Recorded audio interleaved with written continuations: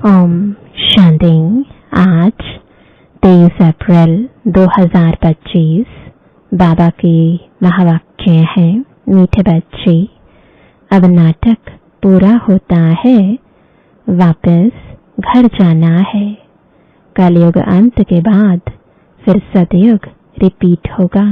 यह राज सभी को समझाओ। प्रश्न है, आत्मा पाठ बजाते बजाते थक गई है, थकावट का मुख्य कारण क्या है? उत्तर है, बहुत भक्ति की, अनेक मंदिर बनाए, पैसा खर्च किया, थक के खाते खाते सतो प्रधान आत्मा तम प्रधान बन गई। तम प्रधान होने के कारण ही दुखी हुई। जब किसी बात से कोई तंग होता है तब थकावट होती है। अब बाप आए हैं सब थकावट मिटाने। ओम शांति। रूहानी बाप बैठ बच्चों को समझाते हैं। उनका नाम क्या है? शिव। यहाँ जो बैठे हैं तो बच्चों को अच्छी रीति याद रहना चाहिए। इस ड्रामा में जो सबका पार्ट है वह अब पूरा होता है। नाटक जब पूरा होने पर होता है तो सभी एक्टर्स समझते हैं कि हमारा पार्ट अब पूरा होता है, अब जाना है घर। तुम बच्चों को भी बाप ने अभी समझ दी है। यह समझ और कोई में नहीं है। अभी तुम्हें बाप ने समझदार बनाया है। बच्चे, अब नाटक पूरा होता है, अब फिर नए सिर चक्र शुरू होना है। नई दुनिया में सतयुग था, अभी पुरानी दुनिया में यह कलयुग का अंत है। यह बातें तुम ही जानते हो जिनको बाप मिला है।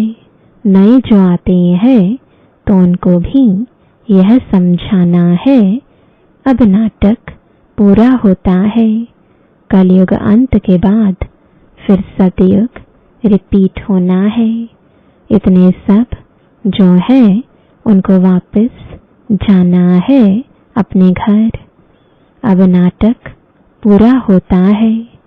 इससे मनुष्य समझ लेते हैं कि प्रलय होती है।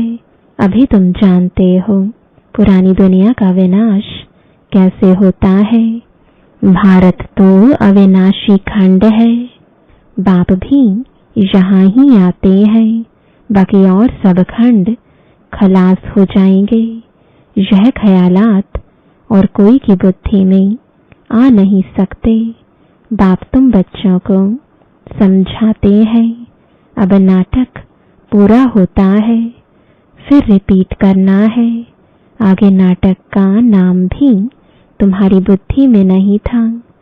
कहने मात्र कहते थे यह सृष्टि नाटक है जिसमें हम एक्टर्स हैं। आगे जब हम कहते थे तो शरीर को समझते थे। अब बाप कहते हैं अपने को आत्मा समझो और बाप को याद करो। अब हमको वापस घर जाना है। वह है स्वीट होम। उस निराकारी दुनिया में हम आत्माएं रहती हैं। यह ज्ञान कोई भी मनुष्य मात्र में नहीं है। अभी तुम संगम पर हो, जानते हो अभी हमको वापस जाना है। पुरानी दुनिया खत्म हो तो भक्ति भी खत्म हो। पहले पहले कौन आते हैं, कैसे यह धर्म नंबरवार आते हैं, यह बातें कोई शास्त्रों में नहीं है। यह बाप नई बातें समझाते हैं, यह और कोई समझा ना सके। बाप भी एक ही बार आकर समझाते हैं। ज्ञान सागर बाप आते ही एक बार है, जबकि नई दुनिया की स्थापना पुरानी दुनिया का विनाश करना है। बाप की याद के साथ यह चक्र भी बुद्धि में रहना चाहिए। अब नाटक पूरा होता है, हम जाते हैं घर। पाठ बजाते बजाते हम थक गए हैं, पैसा भी खर्च किया। भक्ति करते करते हम सतु प्रधान से तमो प्रधान बन गए हैं। दुनिया ही पुरानी हो गई है। नाटक पुराना कहेंगे? नहीं, नाटक तो कभी पुराना होता नहीं। नाटक तो नित्य नया है, यह चलता ही रहता है। बाकी दुनिया पुरानी होती है। हम एक्टर्स तमो प्रधान दुखी हो जाते हैं, थक जाते हैं। सतयुग में थोड़े ही थकेंगे। कोई बात नहीं, थकने व तंग होने की बात नहीं। यहाँ तो अनेक प्रकार की तंगी देखनी पड़ती है। तुम जानते हो यह पुरानी दुनिया खत्म होनी है। संबंधी आदि कुछ भी याद नहीं आना चाहिए। एक बाप को ही याद करना चाहिए, जिससे विकर्म विनाश होते हैं। विकर्म विनाश होने का और कोई उपाय नहीं है। गीता में भी मनमना भव अक्षर है, परंतु अर्थ कोई समझ ना सके। बाप कहते हैं मुझे याद करो और वर्षे को याद करो। तुम विश्व के वारिस अर्थात मालिक थे, अभी तुम विश्व के वारिस बन रहे हो, तो कितनी खुशी होनी चाहिए। अभी तुम कौड़ी से हीरे मिसल बन रहे हो। यहाँ तुम आए ही हो बाप से वर्षा लेने। तुम जानते हो जब कलाएं कम होती हैं तब फूलों का बगीचा मुरझा जाता है। अभी तुम बनते हो गार्डन ऑफ फ्लावर। सतयुग गार्डन है तो कैसा सुंदर है। फिर धीरे धीरे कला कम होती जाती है। 2 कला कम हुई, गार्डन मुरझा गया। अभी तो कांटों का जंगल हो गया है। अभी तुम जानते हो दुनिया को कुछ भी पता नहीं है। यह नॉलेज तुमको मिल रही है। यह है नई दुनिया के लिए नई नॉलेज। नई दुनिया स्थापन होती है। करने वाला है बाप। सृष्टि का रचयिता बाप है।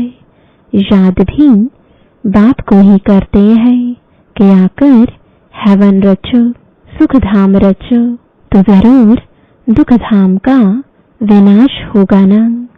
बाबा रोज रोज समझाते रहते हैं, उसको धारण कर फिर समझाना है। पहले पहले तो मुख्य बात समझानी है, हमारा बाप कौन है, जिससे वर्षा पाना है। भक्ति मार्ग में भी गॉडफादर को याद करते हैं कि हमारे दुख हरो, सुख दो। तो तुम बच्चों की बुद्धि में भी स्मृति रहनी चाहिए। स्कूल में स्टूडेंट्स की बुद्धि में नॉलेज रहती है, न कि घर बार। स्टूडेंट लाइफ में धंधे धोरी की बात रहती नहीं, स्टडी ही याद रहती है। यहाँ तो फिर कर्म करते, गृहस्थ व्यवहार में रहते बाप कहते हैं यह स्टडी करो। ऐसे नहीं कहते कि सन्यासियों के मुआफिक घर बार छोड़ो। यह है ही राजयोग, यह प्रवृत्ति मार्ग है। सन्यासियों को भी तुम कह सकते हो कि तुम्हारा है हठ योग। तुम घर बार छोड़ते हो, यहाँ वह बात नहीं है। यह दुनिया ही कैसी गंदी है, क्या लगा पड़ा है। गरीब आदि कैसे रहे पड़े हैं, देखने से ही नफरत आती है। बाहर से जो विजिटर आदि आते हैं उन्हों को तो अच्छे अच्छे स्थान दिखाते हैं। गरीब आदि कैसे गंद में रहे पड़े हैं, वह थोड़े ही दिखाते हैं। यह तो है ही नर्क, परंतु उनमें भी फर्क तो बहुत है ना। साहूकार लोग कहाँ रहते हैं, गरीब कहाँ रहते हैं। कर्मों का हिसाब है ना। सतयुग में ऐसी गंदगी हो नहीं सकती, वहां भी फर्क तो रहता है ना। कोई सोने के महल बनाएंगे, कोई चांदी के, कोई ईंटों के। यहाँ तो कितने खंड हैं, एक यूरोप खंड ही कितना बड़ा है। वहां तो सिर्फ हम ही होंगे। यह भी बुद्धि में रहे तो हर्षित मुख अवस्था हो। स्टूडेंट की बुद्धि में स्टडी ही याद रहती है। बाप और वर्षा यह तो समझाया है, बाकी थोड़ा समय है। वह तो कह देते लाखों हजारों वर्ष, यहाँ तो बात ही 5000 वर्ष की है। तुम बच्चे समझ सकते हो, अभी हमारी राजधानी की स्थापना हो रही है, बाकी सारी दुनिया खत्म होनी है। यह पढ़ाई है ना। बुद्धि में यह याद रहे, हम स्टूडेंट हैं, हमको भगवान पढ़ाते हैं, तो भी कितनी खुशी रहे। यह क्यों भूल जाता है, माया बड़ी प्रबल है, वह भुला देती है। स्कूल में सब स्टूडेंट्स पढ़ रहे हैं, सभी जानते हैं कि हमको भगवान पढ़ाते हैं। वहाँ तो अनेक प्रकार की विद्या पढ़ाई जाती है, अनेक टीचर्स होते हैं। यहाँ तो एक ही टीचर है, एक ही स्टडी है, बाकी नायब टीचर्स तो जरूर चाहिए। स्कूल है एक, बाकी सब ब्रांचेस हैं। पढ़ाने वाला एक बाप है, बाप आकर सभी को सुख देते हैं। तुम जानते हो आधा कल्प हम सुखी रहेंगे, तो यह भी खुशी रहनी चाहिए। शिव बाबा हमको पढ़ाते हैं। शिव बाबा रचना रचते ही हैं स्वर्ग की। हम स्वर्ग का मालिक बनने लिए पढ़ते हैं। कितनी खुशी अंदर में रहनी चाहिए। वह स्टूडेंट्स भी खाते पीते सब कुछ घर का काम आदि करते हैं। हाँ, कोई हॉस्टल में रहते हैं कि जास्ती पढ़ाई में ध्यान रहेगा। सर्विस करने के लिए बच्चियां बाहर में रहती हैं। कैसे कैसे मनुष्य आते हैं। यहाँ तो तुम कितने सेफ बैठे हो, कोई अंदर घुस ना सके।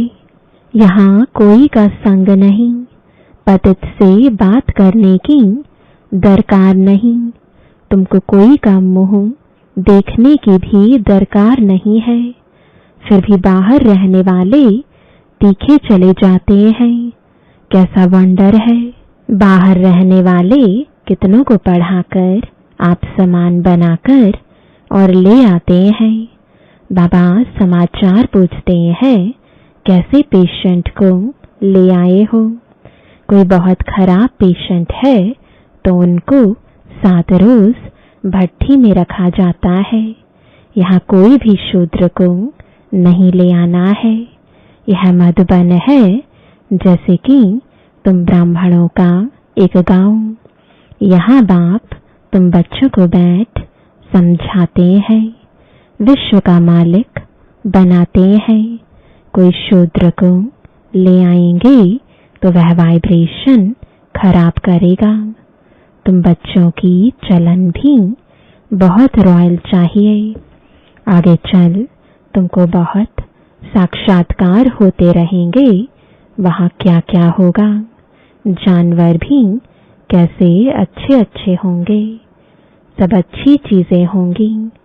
सतयुग की कोई चीज यहाँ हो ना सके, वहाँ फिर यहाँ की चीज हो ना सके।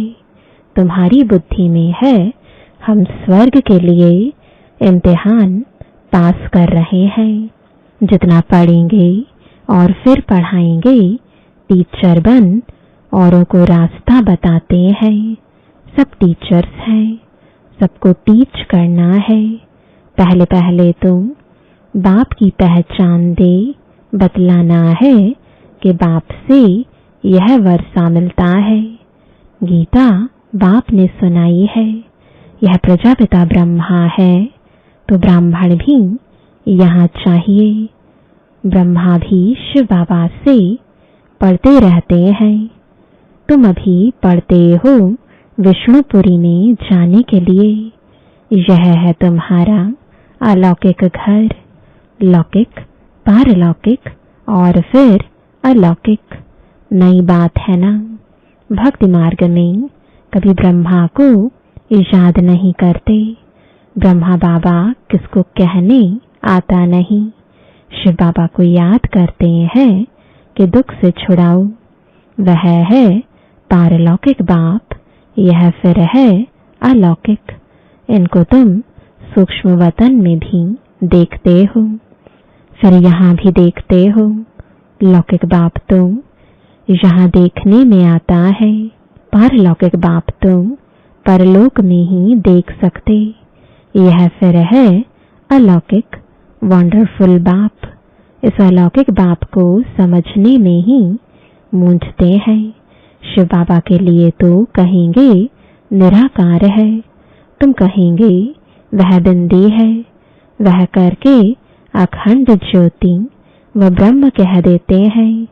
अनेक मत है, तुम्हारी तो एक ही मत है।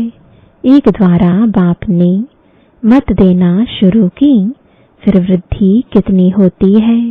तो तुम बच्चों की बुद्धि में यह रहना चाहिए, हमको शिव बाबा पढ़ा रहे हैं, पतित से पावन बना रहे हैं।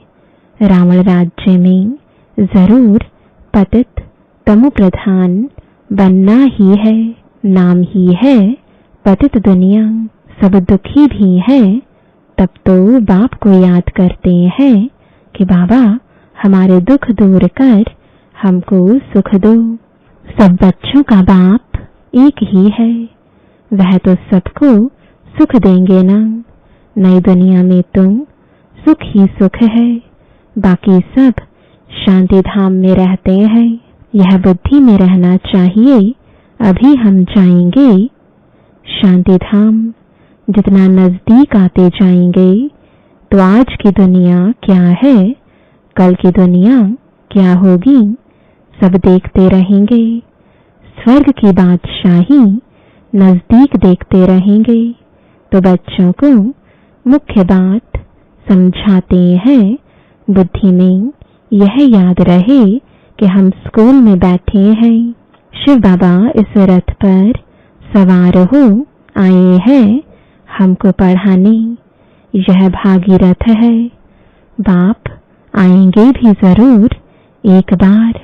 भागीरथ का नाम क्या है यह भी किसको पता नहीं है।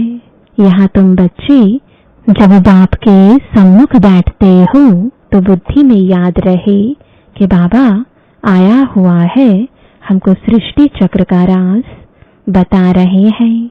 अभी नाटक पूरा होता है, अब हमको जाना है।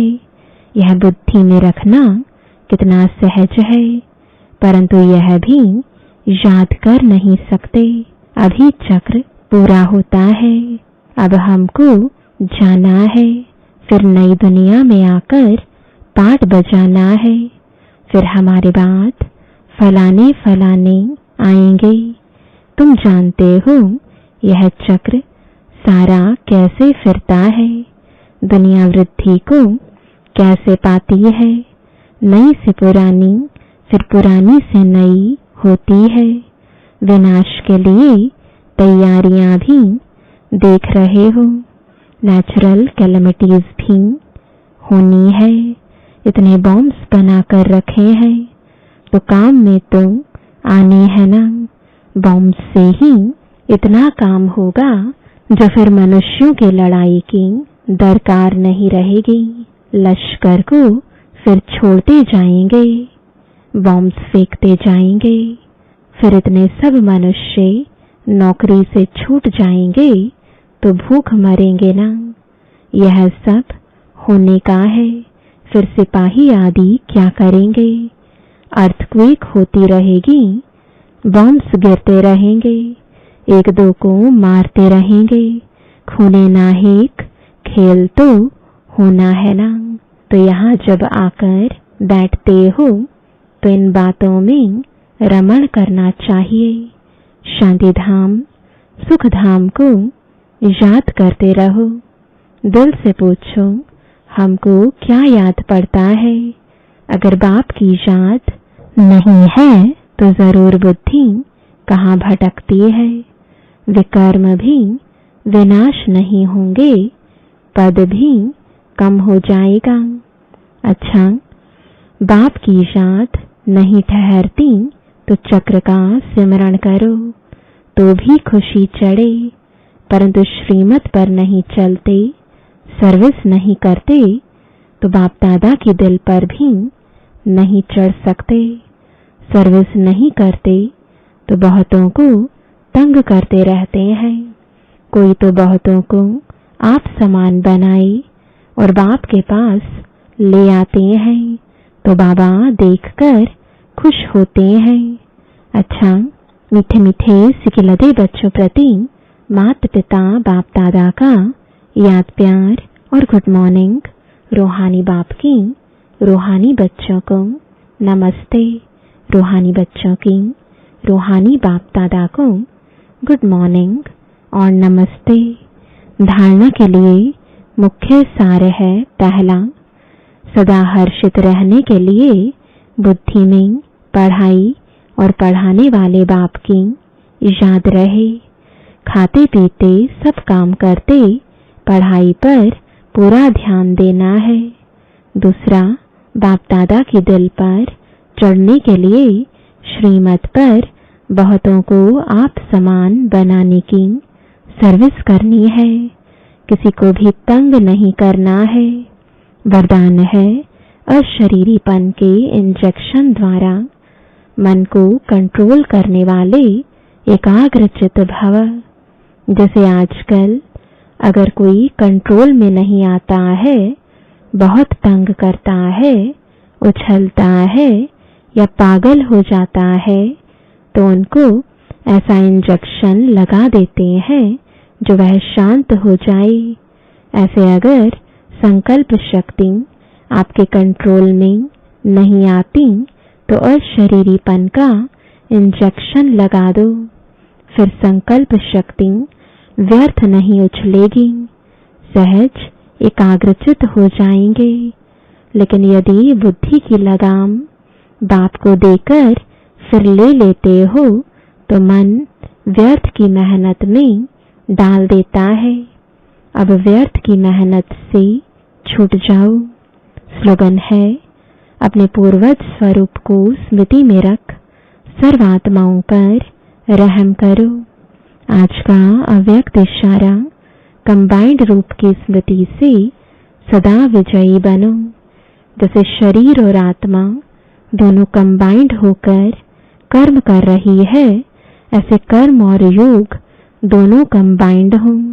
कर्म करते याद ना भूले और याद में रहते कर्म ना भूले, क्योंकि आपका टाइटल ही है कर्मयोगी।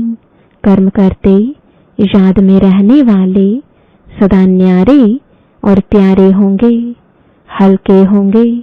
नॉलेजफुल के साथ साथ पावरफुल स्टेज पर रहो। नॉलेजफुल और पावरफुल यह दोनों स्टेज कंबाइंड हो तब स्थापना का कार्य तीव्र गति से होगा। ओम